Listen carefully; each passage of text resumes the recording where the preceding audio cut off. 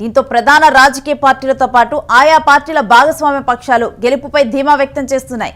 మలివిడత ఎన్నికల కోసం ఆయుధాలను పదును పెడుతున్నాయి. అందులో భాగంగా ఇతర రాష్ట్రాల్లో ఉన్న ప్రముఖ నేతలను తమ పార్టీ అభ్యర్థుల తరపున ప్రచారానికి ఆహ్వానిస్తున్నాయి. స్టార్ క్యాంపెయినర్లుగా ఓటర్లను ఆకర్షించే వారిగా వారిని రంగంలోకి దింపుతున్నారు.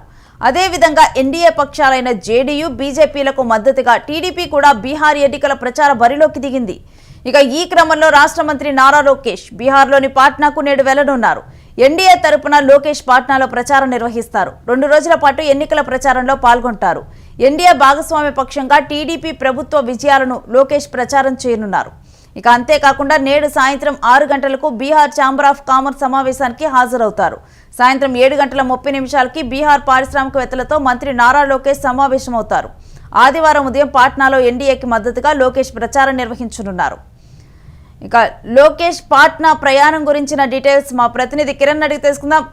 కిరణ్, బీహార్లో నారా లోకేష్ ఇటు ప్రచారం నిర్వహించినట్లుగా తెలుస్తుంది. కంప్లీట్ డీటెయిల్స్ ఏంటి?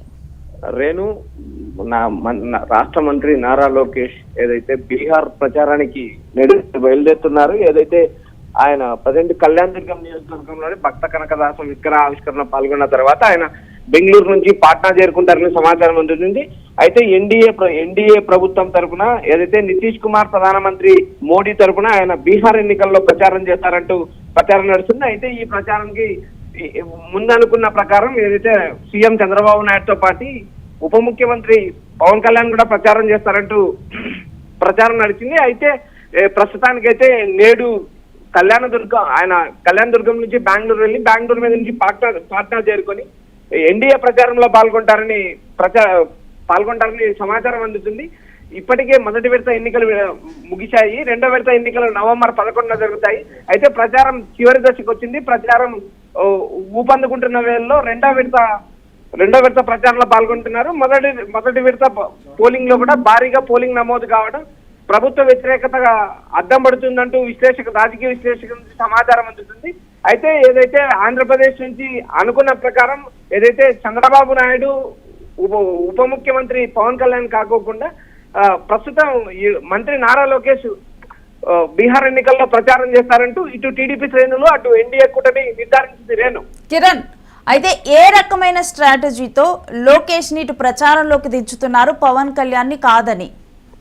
రేణు, ఇక్కడ ప్రధానంగా మనం చూసాము, గత కొద్ది రోజుల నుంచి ప్రధానమంత్రి నరేంద్ర మోడీని నారా లోకేష్ వరుసగా కలుస్తున్నారు. ఢిల్లీ స్థాయిలో కూడా ఆయన పలుసార్లు అభివృద్ధి కార్యక్రమాల కోసం, అభివృద్ధి నిధుల కోసం వెళ్లారు. అయితే ప్రధానమంత్రి నరేంద్ర మోడీ ఎన్డీఏ కూటమి 3వ అధికారంలోకి వచ్చిన తర్వాత ఆయన ఇప్పటికి వరుసగా 3 నుంచి 4 సార్లు ఆంధ్రప్రదేశ్ లో పర్యటించారు. పర్యటించిన ప్రతిసారి నారా లోకేష్ పర్యటన ఏర్పాట్లు చూస్తున్నారు. ఆ భారీ సభలను కూడా ఏదైతే నరేంద్ర మోడీ సభలను కూడా భారీగా సక్సెస్ చేస్తున్నారు. ఏదైతే విశాఖపట్నం కావచ్చు, యోగాంధ్ర కావచ్చు, లేక మన కర్నూలులో జరిగిన కూటమి ప్రభుత్వంలో అభివృద్ధి కార్యక్రమాలకు ప్రధానమంత్రి మోడీ ఇచ్చేశారు. అప్పుడు కూడా టీడీపీ కూటమి భారీ స్థాయిలో ప్రధానమంత్రి నరేంద్ర మోడీ పర్యటన విజయవంతం చేసింది. ఏదైతే ప్రధానమంత్రి మోడీతో ఉన్న సన్నిహిత సంబంధాల వల్ల మంత్రి నారా లోకేష్ కు ప్రచారానికి రమ్మని ఆహ్వానం పలికారు. ఈ ఆహ్వానం పలకడంతో ఆయన వెళ్ళినట్టు మనకు ప్రస్తుతం సమాచారం అందుతుంది. గతంలో ఏదైతే చంద్రబాబుతో పాటు పవన్ కళ్యాణ్ ప్రచారం చేస్తారని మనకు సమాచారం వినిపించింది. అయితే ఇప్పటికీ ఇప్పుడు మనం చూసుకుంటే పవన్ కళ్యాణ్ రాజకీయాల్లో రాకముందలు కూడా హీరోగా కూడా చాలా మందికి తెలుసు. ఈవెన్ తెలుగు రాష్ట్రాల్లో ఫేమస్, ఇక్కడ మూవీస్ అక్కడ కూడా చూస్తారు. అలాంటిది పవన్ కళ్యాణ్ కాదని ఇప్పుడు మంత్రి నారా లోకేష్ ని చూస్ చేసుకోవటానికి, అంటే నారా లోకేష్ ని అక్కడ ప్రచారం నిర్వహించడానికి పంపించడానికి దీని వెనుక అంటే ఎన్డీఏ కూటమి రావటం వల్ల ఎంత అభివృద్ధి చెందిందని చెప్పి కూడా ఎవరైతే ఇప్పుడు కూటమిలో భాగస్వామిగా ఇప్పుడు బీజేపీతో పొత్తులో ఉన్న టీడీపీ ఎంత అభివృద్ధి అక్కడ చేయగలుగుతుందన్న చూపించే ప్రయత్నంగా ఇప్పుడు నారా లోకేష్ ని బీహార్ ఎన్నికల్లో దింపుతున్నారా? రేణు, మంచి ప్రశ్న. ఇక్కడ ప్రధానంగా 2 పార్టీలు, ఏదైతే నితీష్ కుమార్ కు సంబంధించిన జేడీయూ, ఆంధ్రప్రదేశ్ లో టీడీపీ కూటమి, ఏదైతే టీడీపీ ప్రధాన భాగస్వామిగా కేంద్ర ఎన్డీఏ ప్రభుత్వంలో ఉంది. ఎందుకంటే నారా చంద్రబాబు నాయుడు నితీష్ కుమార్ మద్దతుతో ప్రధానమంత్రి మోడీ పదవిలో కొనసాగుతున్నారు. ఎందుకంటే 2014, 2019లో బీజేపీ ప్రభుత్వానికి పూర్తి మెజారిటీ వచ్చింది. నరేంద్ర మోడీ ఏకపక్ష నిర్ణయాలు తీసుకున్నా అడ్డు చెప్పే ప్రాంతీయ పార్టీ నాయకులు ఎవరు గతంలో లేరు.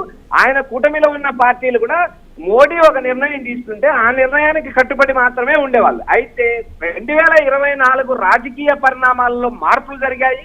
ఏదైతే ఎన్డీఏ కూటమి ప్రభుత్వంలో బీజేపీకి సొంతంగా మెజార్టీ రాకపోవడం, 200 సీట్ల పైన బీజేపీ ఆగిపోవడం, ఏదైతే ఆంధ్రప్రదేశ్ కూటమిలో భాగం కావడం, ఆంధ్రప్రదేశ్ లో కూటమిలో టీడీపీ ప్రధాన భాగస్వామ్యం కావడం, ఎక్కడైతే బీహార్ లో నితీష్ కుమార్ కు దాదాపు 11 ఎంపీ సీట్లు రావడంతో ఎన్డీఏ కూటమిలో నితీష్ కు ఎంత ప్రాధాన్యత ఉందో నారా చంద్రబాబు నాయుడుకి కూడా అంతే ప్రాధాన్యత దక్కింది. ఎందుకంటే వీరిద్దరు పిల్లర్స్ ఆఫ్ ఎన్డీఏ గవర్నమెంట్. ఏదైతే నరేంద్ర మోడీ ఒక పిల్లర్ అయితే మిగిలిన 2 పిల్లర్లు కూడా నితీష్ కుమార్, చంద్రబాబు నాయుడు కీలక పాత్ర పోషిస్తున్నారు. అదే విధంగా అక్కడ బీహార్ లో జరిగిన అభివృద్ధితో పాటు ఈ ఆంధ్రప్రదేశ్ లో గత 18 నెలలుగా జరిగిన అభివృద్ధి కార్యక్రమాలు, కేంద్రం నుంచి వచ్చిన నిధుల పైన కూడా మంత్రి నారా లోకేష్ ప్రచారం చేసే అవకాశాలు ఎక్కువ కనిపిస్తున్నాయి. ఎందుకంటే ఎన్డీఏ కూటమి వచ్చిన తర్వాత ప్రధానమంత్రి మోడీతో నారా లోకేష్ స్నేహిత సంబంధాలు పెరిగాయి. పలు అభివృద్ధి కార్యక్రమాలకు, పలు శంకుస్థాపనలకు ఆయన ఆహ్వానించడం జరిగింది. అదేవిధంగా అభివృద్ధి నిధులు కూడా కోరారు. ఇక్కడ బీహార్ అభివృద్ధితో పాటు ఆంధ్రప్రదేశ్ జరిగిన అభివృద్ధి సంక్షేమ కార్యక్రమాలు ప్రచారం ఎన్డీఏ ప్రభుత్వంలో డబుల్ ఇంజన్ సర్కార్ అంటూ నారా లోకేష్ ప్రచారం చేయడానికి ఆయన ఆహ్వానించారంటూ మనకు సమాచారం అందుతుంది. కిరణ్, ఇక అదే రోజు పారిశ్రామికవేత్తలతో కూడా నారా లోకేష్ భేటీ కానున్నట్లుగా తెలుస్తుంది.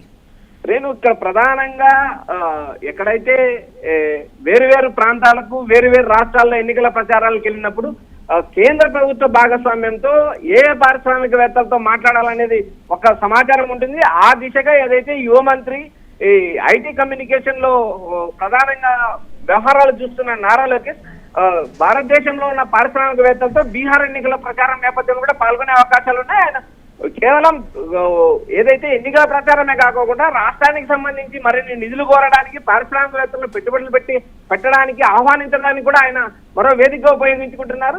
అయితే బీహార్ ఎన్నికల ప్రచారంలో 2 రోజులు పాల్గొన్నారు. ఆయన 2 రోజులు ప్రచార షెడ్యూల్ కూడా మరి కొద్దిసేపట్లో విడుదలయ్యే అవకాశం ఉంది.